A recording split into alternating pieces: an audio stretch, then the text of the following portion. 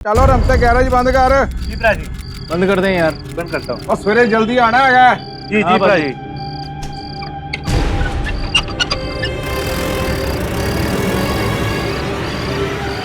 पापा जी, ये बैग किसका हैगा? ਉਹ ਛੱਡ ਪਰੇ ਯਾਰ, ਜਿਹਦਾ ਹੋਏਗਾ ਲੈ ਜਾਏਗਾ ਯਾਰ। ਚਲੋ ਤੁਸੀਂ ਜਾਓ, ਸਵੇਰੇ ਜਲਦੀ ਆਣਾ। ठीक है पापा जी। है, हाँ, पापा। सत श्री अकाल। सत श्री अकाल।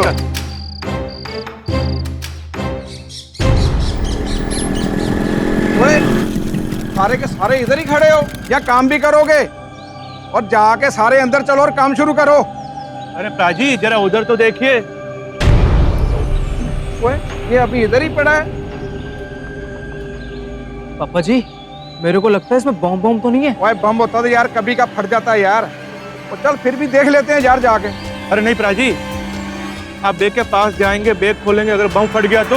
यार फिल्म थोड़ी जड़ा धूम धड़ाका हो जाएगा यार। पापा जी हम क्यों रिस्क लें? अरे नहीं भरा जी, ऐसा करते हैं, पुलिस को बुला लेते हैं। चलो ठीक है, पुलिस को बुला ही लेते हैं फोन करके। मुंबई शहर की एक चहल पहल भरी सड़क, और सड़क के ठीक बीचों बीच पाया गया एक काले रंग का सूटकेस। पूरा एक दिन बीत गया, सूटकेस वहीं के वहीं रहा। कोई अपना हक जताने नहीं आया इस सूटकेस पर। सभी लोग हैरान थे। आसपास के लोग इस सूटकेस को सवालिया नजरों से देख रहे थे। लोगों के मन में कई सवाल उमड़ कर आ रहे। किसका है ये सूटकेस? कौन इसे यहां छोड़कर गया है, खास करके सड़क के ठीक बीचों बीच? और सबसे अहम सवाल, क्या है इस सूटकेस में?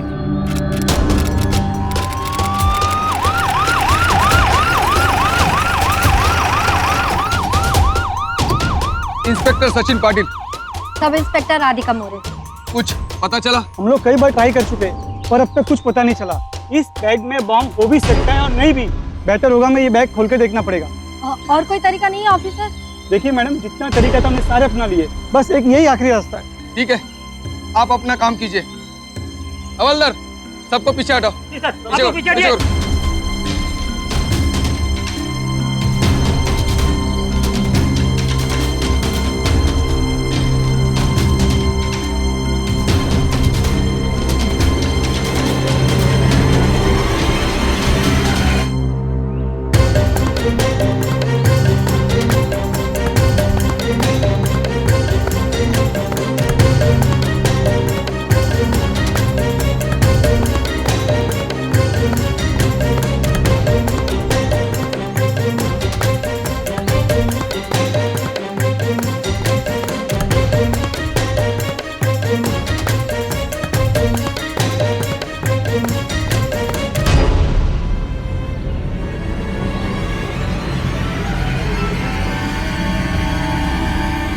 सड़क के ठीक बीचों बीच एक सूटकेस के अंदर से मिलती है एक लड़की की लाश। कौन थी ये लड़की? इसकी हत्या किसने की, क्यों की? और सबसे अहम सवाल, हत्या करने के बाद इस लड़की की लाश को सिर्फ एक चादर में लपेटकर सूटकेस में डालकर बीच सड़क में क्यों फेंका गया? अक्सर कातिल अपना जुर्म छुपाने के लिए लाश को किसी सुनसान जगह पर फेंक देता है, लेकिन यहां इस मामले में ऐसा क्यों नहीं किया गया? क्या हुआ था इस लड़की के साथ? क्या इसे अगवा किया गया था? क्या इस लड़की के साथ बलात्कार हुआ था, या फिर मामला कुछ और ही था? सवाल तो बहुत सारे थे, लेकिन जवाब किसी के पास नहीं। यहां तक कि कोई इस लड़की को पहचानता तक नहीं था, क्योंकि ना तो इस सूटकेस में, ना तो इस लड़की के शरीर पर कोई ऐसी निशानी थी जिससे इसकी पहचान की जा सके। सर जी, मैंने आपको फोन किया था कि कल रात से बैग इधर ही पड़ा हुआ है, और गैरेज बंद करते समय ना मेरे दोनों लड़कों ने यही देखा था बैग। आप दोनों ने वो बैग किसी को रखते हुए देखा था? नहीं साहब, ऐसा तो नहीं देखा। उस बैग पर किसी को नजर रखते हुए देखा था? नहीं था। आप लोगों को किसी पर शक है क्या? नहीं सर जी। ठीक है, चलिए मैडम, इन सबको पीछे हटा दो। हटा दो।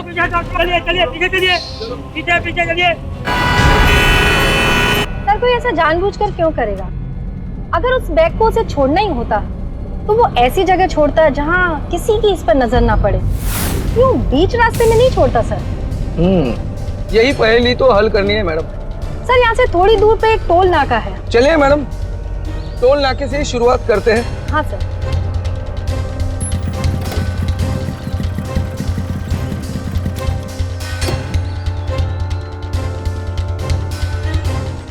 हमें कल यहाँ एक बैग मिला था।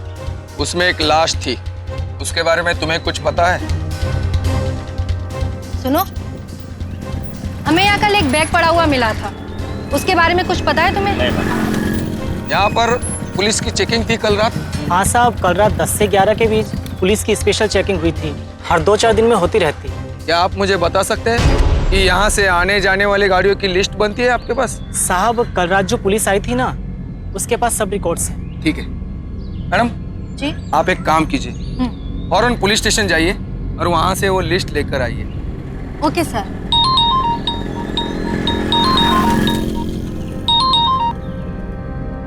हाँ बोलो पंत जी। हाँ ठीक है, हाँ मैं निकलता हूँ अभी। ओके।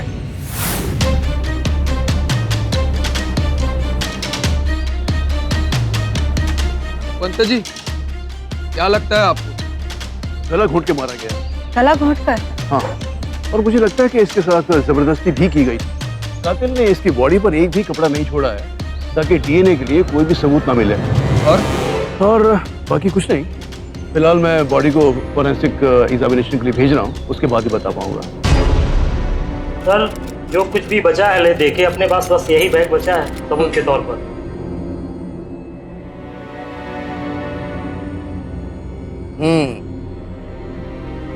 उस सूटकेस वाले को बुलाया? जी सर, बुलाया है, बस आता ही होगा।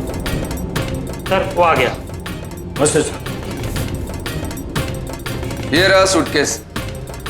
इसे देखकर जरा कुछ बता सकते हैं आप?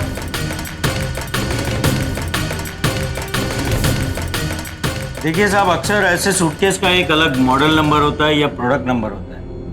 देखिए इसका भी है। इससे आपको ये पता चल जाएगा कि ये कहाँ मैन्युफैक्चर हुआ है और उसने किस दुकानदार को बेचा है और उस दुकान वाले से किसने खरीदा। मतलब बहुत लंबी कहानी है। ठीक है, इसी से शुरुआत करते हैं। उस सूटकेस के मॉडल नंबर की मदद से पाटिल और मोरे उस फैक्ट्री तक पहुंचे जहां वो सूटकेस बनाया गया और वहां से उन्हें उस दुकान का पता मिला जहां से वो सूटकेस बेचा गया था और आखिर उस दुकान से उन्हें सूटकेस खरीदने वाले ग्राहक का नाम भी मिल गया। हाँ सर, मिल गया। ये बैग 2006 में किसी मनवानी ने खरीदा था। यहाँ पे उनका मोबाइल नंबर भी है। मैडम, इस मोबाइल नंबर से मुझे मिसेस मनवानी के घर का पता चाहिए, वो भी जल्द से जल्द। Yes sir. मनवानी।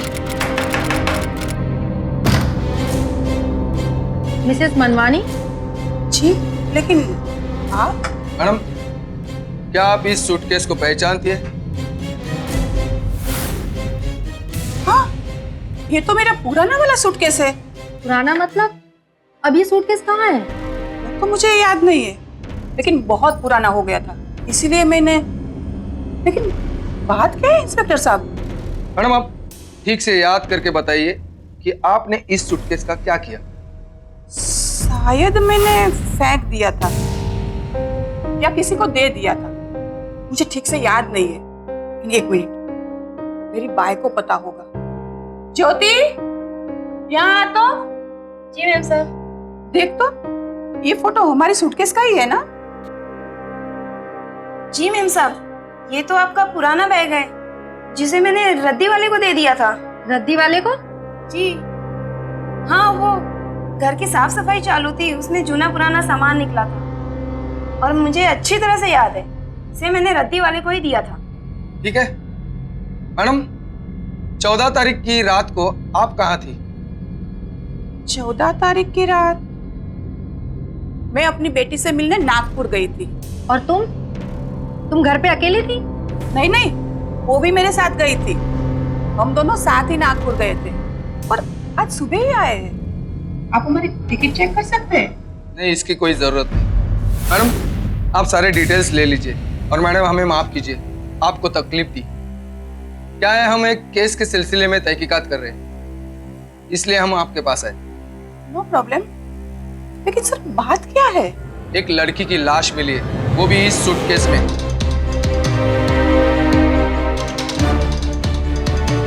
आपका मतलब? जी हाँ।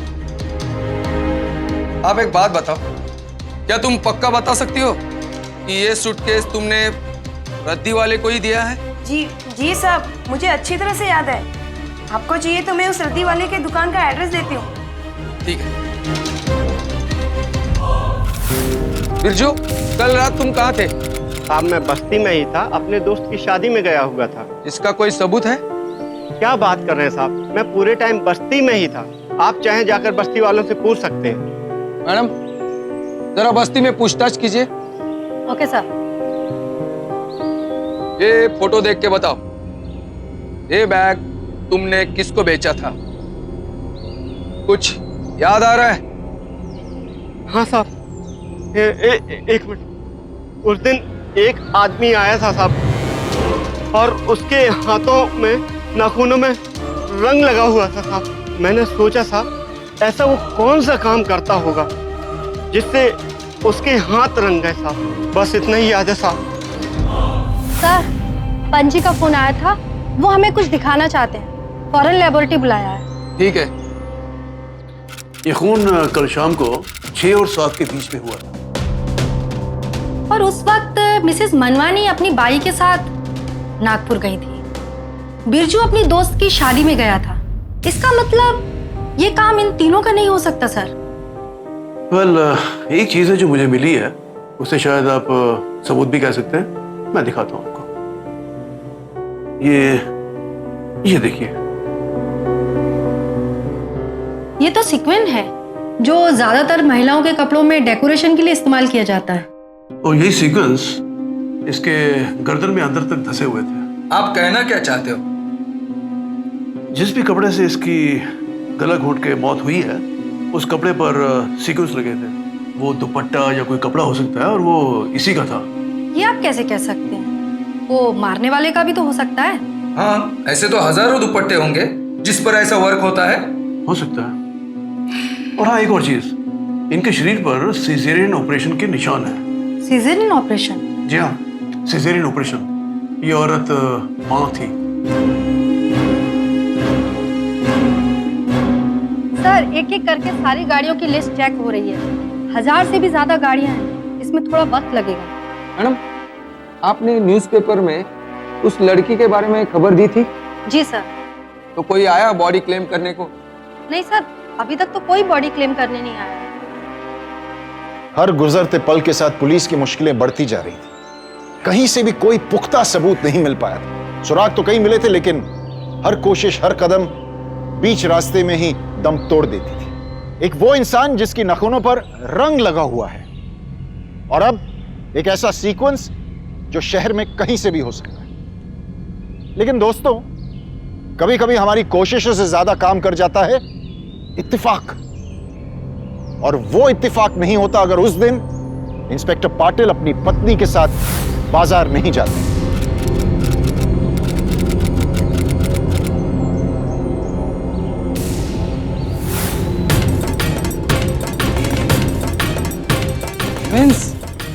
अब विमला, जरा एक काम करो, ये पकड़ो, मैं आया। अभी 1 मिनट में आया।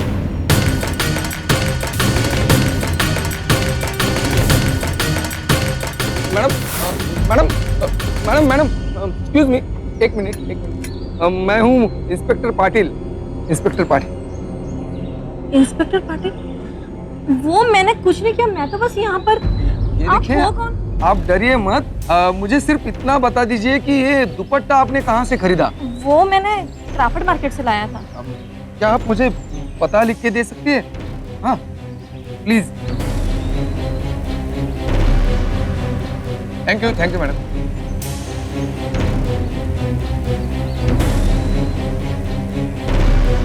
हेलो मैडम, हाँ, मुझे अभी क्या अभी क्रॉफर्ड मार्केट मिलना। सर, वो वहाँ उस तरफ एक शॉप है।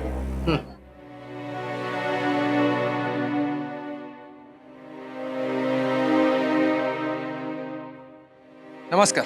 नमस्कार सर। क्या आप हमें इस सीक्वेंस वाले दुपट्टे के बारे में कुछ बता सकते हैं? मतलब कि ये कहाँ से आता है, कहाँ बनता है?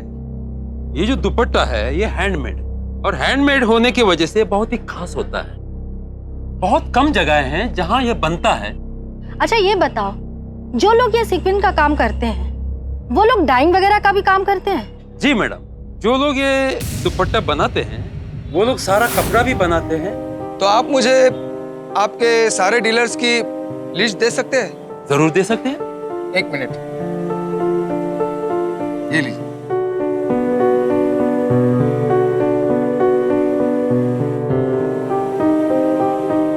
इतनी मुश्किलों के बाद आखिरकार इंस्पेक्टर पाटिल को एक सुराग मिला था।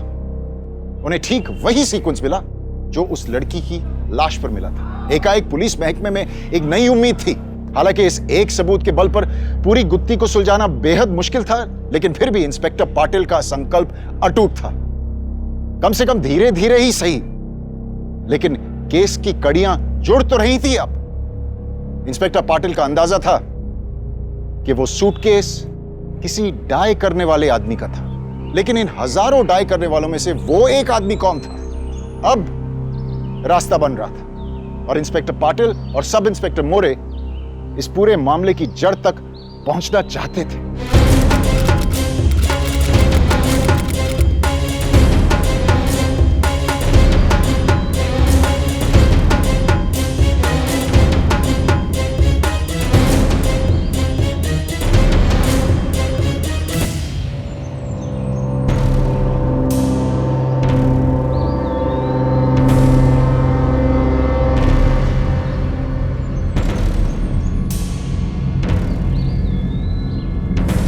चाचा जी, हाँ जी। क्या आप इस लड़की को पहचानते हैं?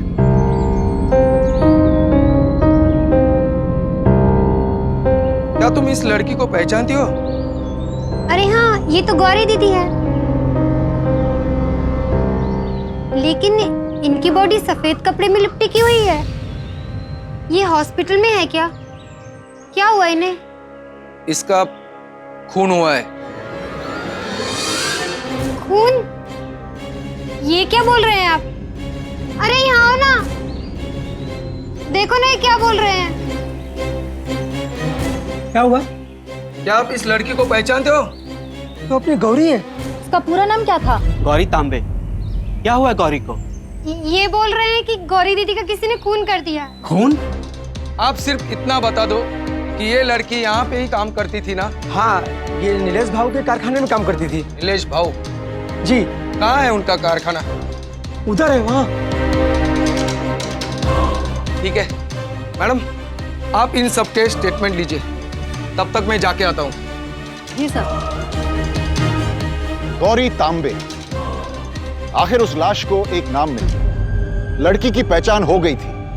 पुलिस के लिए इस केस में यह सबसे पहली कामयाबी थी। लेकिन सवाल यह उठता है कि किसने किया गौरी का खून और क्यों?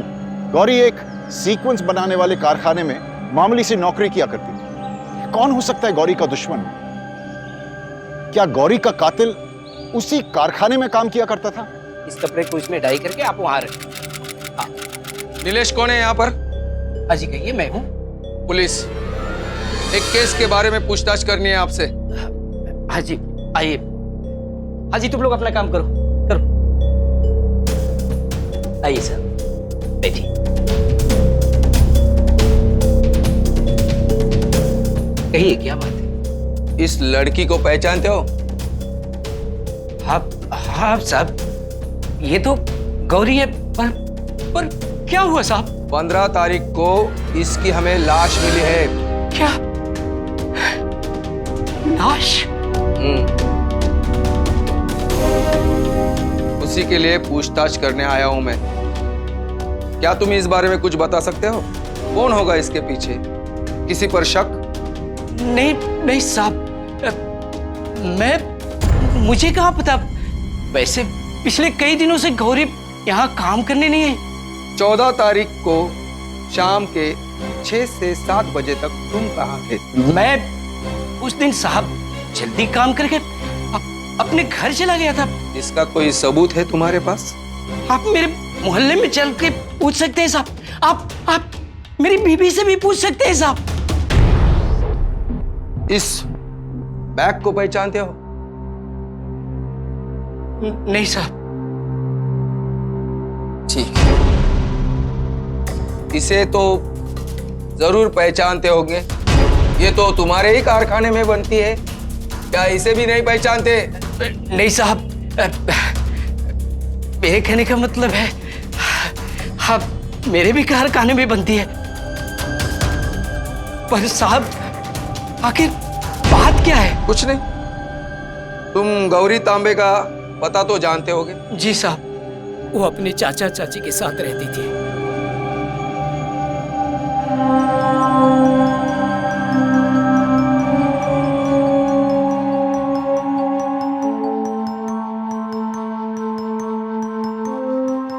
ये लीजिए साहब। आखिर गौरी की मौत कैसे हुई? मेरे कहने का मतलब ये है कि आखिर ये सब कैसे हुआ? गला घोटकर मार दिया है उसे किसी ने। और एक बात, जरूरत पड़ने पर मैं वापिस आऊंगा, ध्यान में रखना।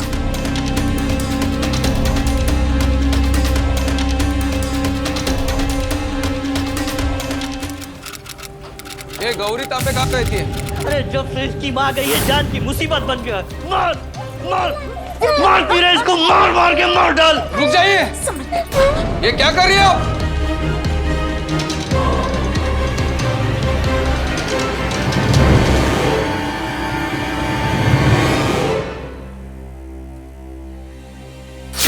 तुम दोनों को अंदर करने के लिए तो इतना ही काफी है कि तुमने एक 9 साल के बच्चे को बड़ी बेरहमी से पीटा है। और हमें शक है कि वो खून तुमने ही किया है। नहीं साहब, हमने कोई खून नहीं किया साहब। हाँ साहब, आप ये क्या कह रहे हैं? हमने किसी का खून नहीं किया है साहब। इसे पहचानते हो? पहचानते हो?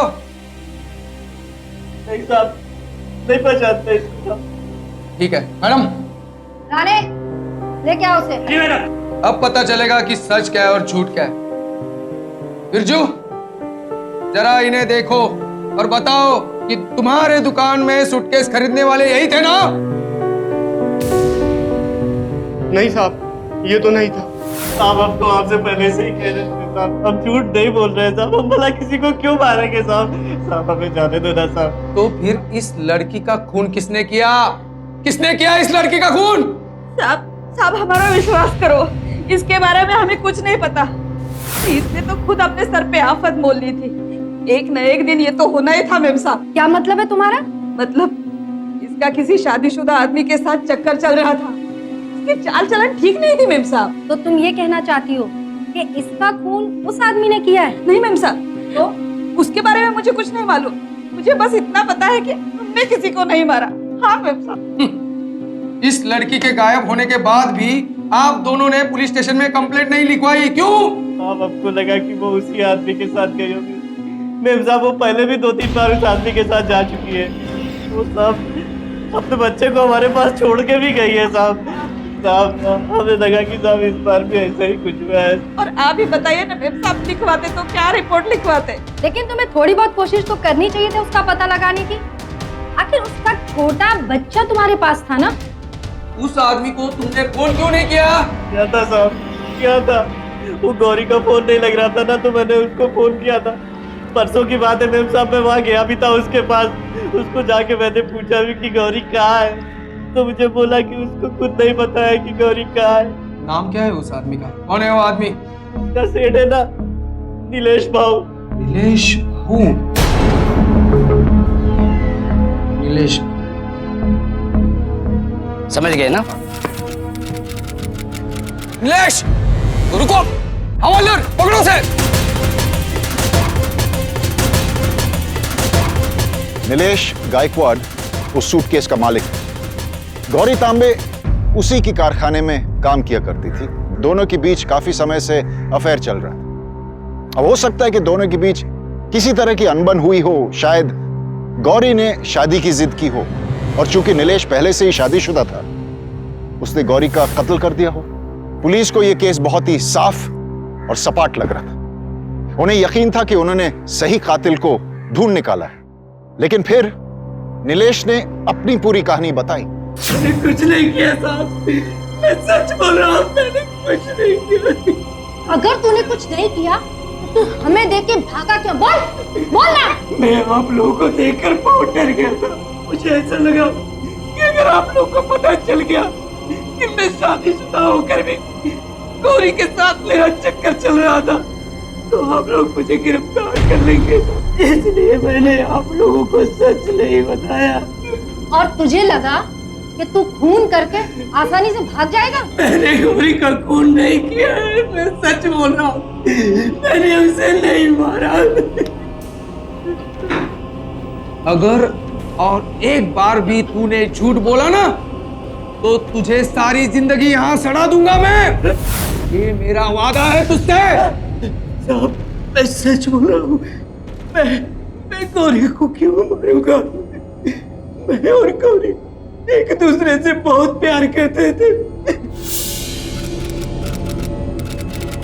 हाँ सुहाना, बोलो क्या काम है? नीलेश बाबू, ये गौरी दीदी है, हमारी चौल के बाजू में ही रहती है। ये सिलाई बहुत अच्छा करती है, इन्हें कोई काम दे दो ना, ये काम बहुत अच्छा करेंगी।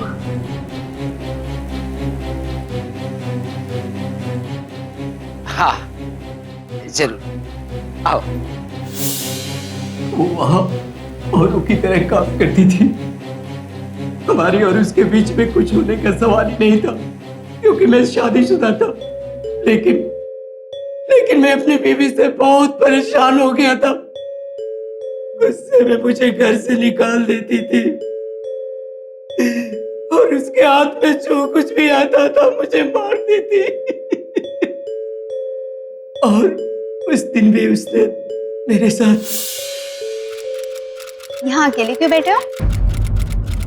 कुछ अरे ये कैसे हुआ? एक औरत होकर ऐसी हरकतें करते हुए उसे शर्म नहीं आती?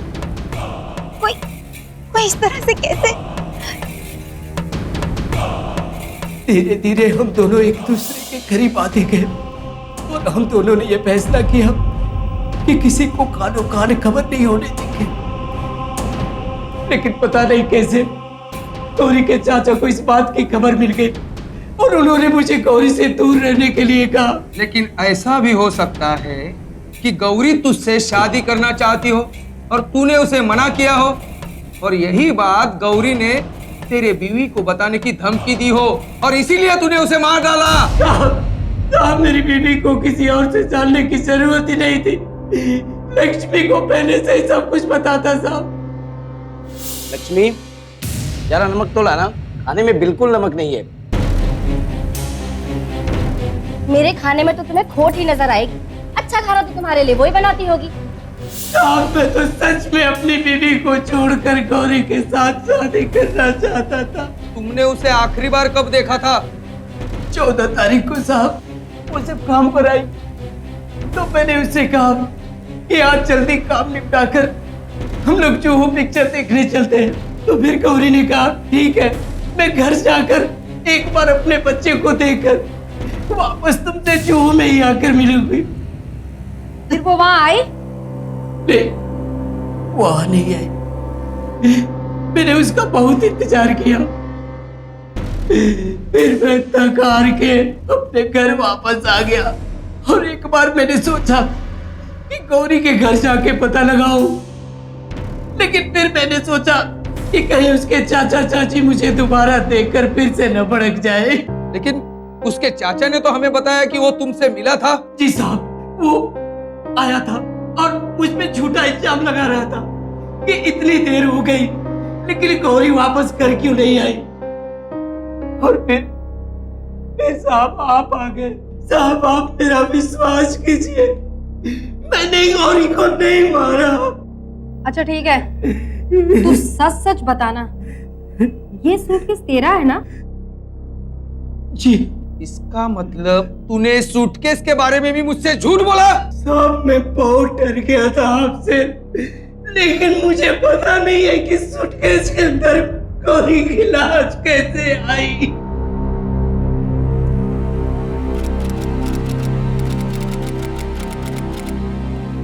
मैडम, पंत जी से आपकी कुछ बात हुई?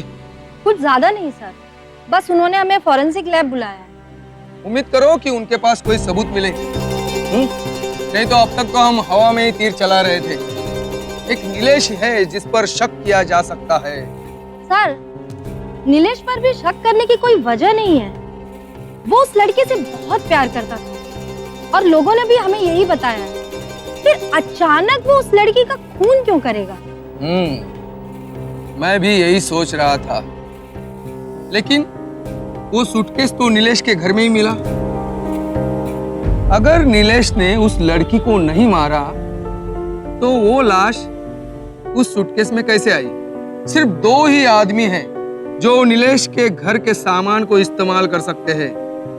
एक तो वो खुद नीलेश और दूसरी उसकी बीवी। और सर, उसकी बीवी के पास तो वजह भी थी खून करने की। बहुत बड़ी वजह थी। देखते हैं पंत जी हमें कुछ मदद करें। जी सर। चलिए। मेरे पास जब ये सूटकेस टेस्ट के लिए आया तो मुझे ये यहाँ आप देख रहे हैं, मुझे ये नॉर्मल धूल मट्टी लगी, लेकिन केमिकल कंपोजिशन टेस्ट से मालूम पड़ा कि ये टेरोकार्पस सेंटोलाइनस है। वो क्या होता है? इसे आम भाषा में कहें तो रेड सैंडलवुड यानी रक्त चंदन है। लेकिन वो तो बहुत कम जगह पर मिलता है। बहुत कम जगह नहीं, हिंदुस्तान में सिर्फ एक ही जगह मिलता है, चित्तौड़गढ़ में, जो आंध्र प्रदेश में है। इसका मतलब ये बैग जिस गाड़ी में रखा गया होगा उसमें रक्त चंदन की लकड़ियां ट्रांसपोर्ट होती है। इसका मतलब हम ये पता लगा लें कि हाल ही में कौन कौन सी ट्रक, टेम्पो, गाड़ियां रक्त चंदन की लकड़ियां लेकर महाराष्ट्र आई हैं, तो हम उस तक पहुंच सकते हैं। सर, मैडम आप एक काम कीजिए, राणे को फोन करके बोल दीजिए। Okay sir. ऐसे कैसे कोई भी इंस्पेक्टर आके मेरे पति को अंदर बंद कर सकता है? मजाक समझ रखा है क्या तुम लोगों ने? अब भी मेरे पति को बाहर करो, वरना ठीक नहीं होगा। कहाँ है वो तेरा इंस्पेक्टर?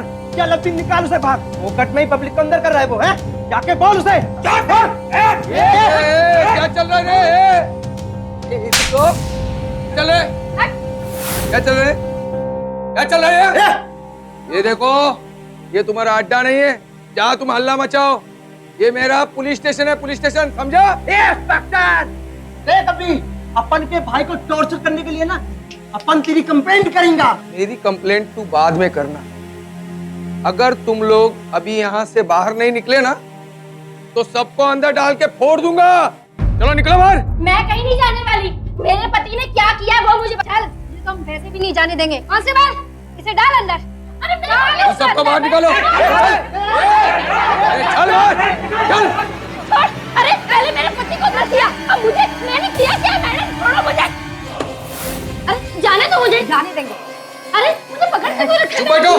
बंद करो ये नाटक। देखो साहब, हम गरीब लोग हैं, तो इस तरह डांट डपट के आप क्या हमें डरा लोगे? ये देखो, तुम्हारा पति बिल्कुल बचने वाला नहीं है, क्योंकि वही आदमी है जो गौरी को आखिरी बार मिला था। मेरा पति बेकसूर है। और मैडम, वो बेकसूर है ये मैं जानती हूँ। मेरा पति बहुत सीधा है। जितनी भोली तू बन रही है ना, उतनी भोली तू है नहीं। आज पर जब तुझे पता चला होगा कि तेरा आदमी उस गौरी के साथ शादी करने वाला है, तो तेरे मन में जरूर कुछ ना कुछ तो आया ही होगा, समझी? देखो मैडम, मुझे कभी नहीं लगा कि मेरा पति मुझे छोड़ देगा। ये बात तुम्हारे पति ने ही बताई है कि वो तुम्हें छोड़ने वाला था।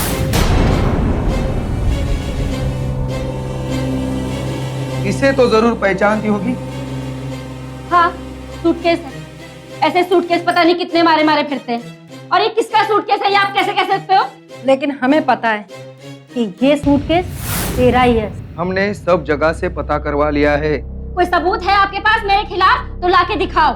सबूत तो हम तुझे जरूर देंगे, समझी? तो ठीक है, सबूत लेके आओ। उस गाड़ी का कुछ पता चला? नहीं सर, शिंदे और राणे उस सैंडलवुड के ट्रक और टेम्पो का पता लगा रहे हैं। कल तक शायद कुछ पता चल जाएगा। मैडम, मुझे जल्द से जल्द उस गाड़ी के बारे में खबर चाहिए, नहीं तो मुझे उस मियाँ बीवी को छोड़ना पड़ेगा। ओके सर, मैं खुद जाकर पता लगाती हूँ। सब इंस्पेक्टर राधिका मोरे ने उस लिस्ट के हर ट्रक और टेम्पो और उनके मालिकों की जांच करने का जिम्मा अपने कंधों पर ले लिया। पिछले हफ्ते आंध्र प्रदेश से बॉर्डर क्रॉस करके आने वाले हर ट्रक और टेम्पो की जांच की गई। हालांकि शुरुआत में इसका कोई परिणाम नहीं निकला। मुझे कुछ नहीं पता, हमारे पास अभी बिल्कुल टाइम नहीं है। जाओ ये सब कुछ पता लगा के आओ।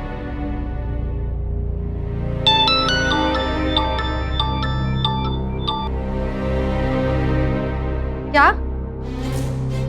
हाँ हाँ ठीक है मैं 15 मिनट में पहुंचती हूँ। अच्छा तुम उस पर कड़ी नजर रखना, वो वहां से निकलने ना पाए।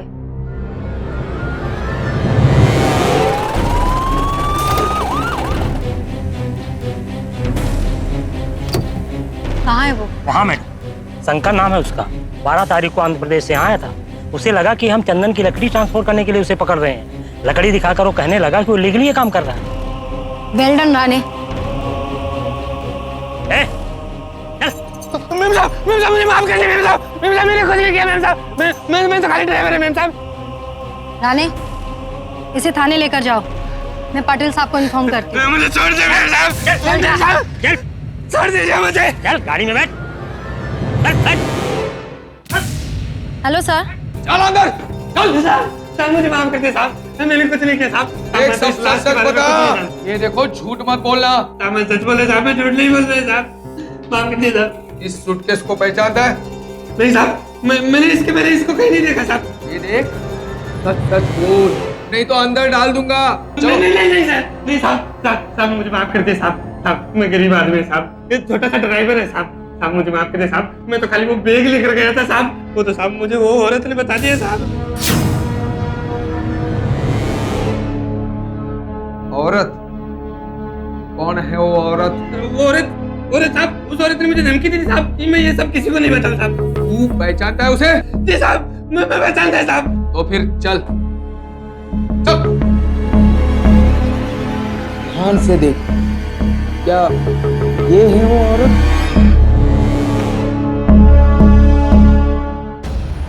नहीं वो औरत है साहब। चल बता क्या हुआ? साहब ये औरत ने मेरा टेम्पो भाड़े पे मंगाया था साहब।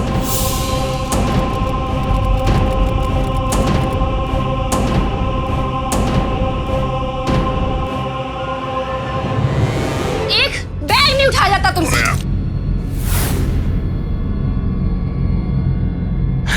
अरे मैम साहब अब ये तो बताइए इसको लेकर किधर जाना है? अरे जहाँ जाना है मैं साथ चल रही हूँ, ठीक है? आप साथ जा रही हैं? हाँ। मुझे बहुत अजीब लगा साहब ये सुन के कि वो मेरे साथ चलेगी, और जैसे जैसे वो बोलती गई मैं चलता गया साहब। पर साहब जैसे टोल नाका आया उसने मुझे अचानक से रुकने को कहा। रुको रुको रुको रुको, वापस चलो। लेकिन मैडम यहाँ से तो यूटर्न भी नहीं है, अचानक से क्या हुआ आपको? देखो उस सूटकेस में लाश है। लाश? हाँ, और आगे पुलिस की नाकाबंदी। अगर तुमने यूटर्न नहीं मारा तो मैं पुलिस को कहूंगी कि ये खून तुमने किया है, और तुम मेरा भी खून करने के लिए अपने साथ लेके जा रहे हो। सोच के रहे हो, जल्दी वापस चलो। चलो अब मैं बहुत डर गया था साहब, गरीब आदमी है ना साहब। अब मैं इन सब लपड़े में नहीं पड़ना चाहता साहब। टोल नाके से तू बच गया, लेकिन मेरे हाथों से बचना है तो मैं तुम्हें सिर्फ एक मौका देता हूँ। जी साहब जैसा आप बोलेंगे मैं करेगा साहब। बस साहब मुझे इस लपड़े से निकाल दे साहब। हम निकाल दे साहब। मैडम बुलाइए उसे। मैडम मैं घर जाऊं क्या? लक्ष्मी चल, मैं दिखाती हूँ तुझे, चल।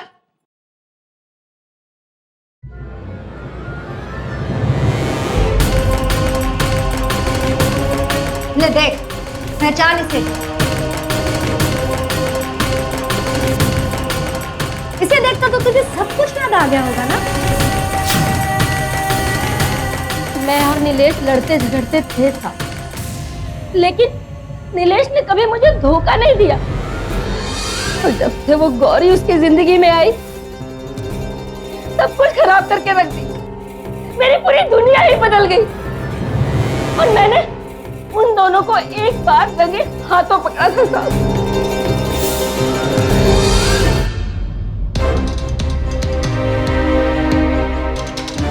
तो मुझे लगने लगा कि कहीं नीलेश मुझे सच में छोड़ के उस चुड़ैल के पास न चला जाए। मैं बहुत डर गई थी। मैं बस बहुत हो गया।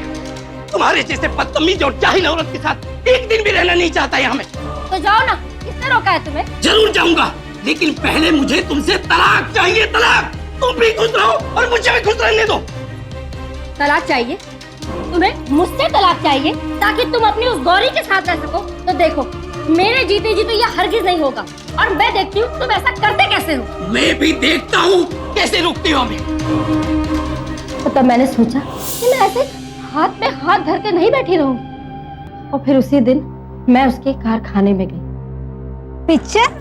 हाँ, मैंने सोचा है कि आज यहाँ का काम जल्दी निपटा कर हम लोग जुहू पिक्चर देखने चलते हैं। बोलो तैयार हो ना? ठीक है, लेकिन पहले मुझे घर जाना होगा, अपने बेटे से मिलना है। गौरी तुम भी ना, फिर हम लोग पिक्चर कैसे देख पाएंगे? तुम चिंता मत करो, तुम यहाँ से सीधे जुहू जाओ, मैं घर जाकर अपने बेटे से मिलकर सीधे तुमसे वहीं मिलती हूँ, ठीक है? ठीक है बाबा, ठीक है, लेकिन तुम जल्दी आ जाना, मैं तुम्हारा इंतजार करूँ। ठीक है, चलो बाय।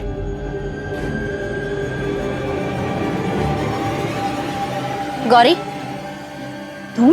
मुझे तुमसे कुछ बात करनी है। मुझे तुमसे कोई बात नहीं करनी है। देखो गौरी, ऐसा मत कहो, एक बार मेरे साथ तो चलो, मुझे तुमसे बहुत जरूरी बात करनी है। देखो ना मत कहना। ये क्या कर रही हो लक्ष्मी? गौरी, तुम्हें जितना भी चाहिए, जो भी चाहिए, सब तुम रख लो, मुझे सब कुछ नहीं चाहिए। मेरा पति मुझे वापस करो गौरी, भगवान के लिए उसे छोड़। देखो लक्ष्मी, ये सब करने का कोई फायदा नहीं है। ये गहने, ये पैसे, ये सब तुम अपने ही पास रखो और मेरे और नीलेश के बीच में आने की कोशिश मत करो, क्योंकि मैं और नीलेश एक दूसरे से बहुत प्यार करते हैं और बहुत जल्दी हम दोनों शादी भी करने वाले हैं।